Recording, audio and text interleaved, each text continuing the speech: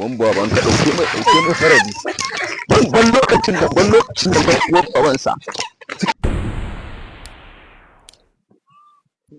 Gafaran ku dai. Dala ina zan samu rigan mama wato breziya nake nufi. Kan bala'i. Kai tsaya.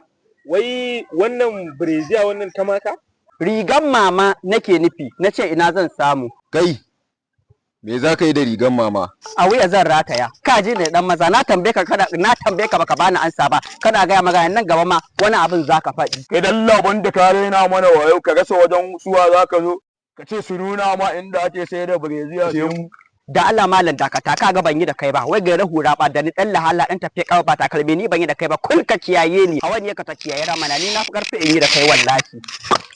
Wannan fa iskanci ya kawo shi, ya kamata a nuna mai inda zai samu. Kai barkacin gaya ma idan ba za mu cutar da kai ba Allah ya tsidan albarka. Kai ka sani nan jungul din shaye-shaye ne, jungul din yan daba ne. Mu kuma da yan daba da yan dauri tafiyar ba ɗaya bace. Idan ba za mu cutar da kai ba Allah ya tsidan albarka. Dalla fita ka ba mu waje. To ai da dan daba gara dan daudu. Ehe, ku me ba ku yi ba mu sani ba ku ne ku shaye-shayen nan, sannan kuma ku yi daban nan ku yi kwacen wayan nan ku yi sare-saren nan ku ne sai da roci SK kodin shisha babu abin da ba ku yi ka kwaye da dan daba ko gara dan daudu.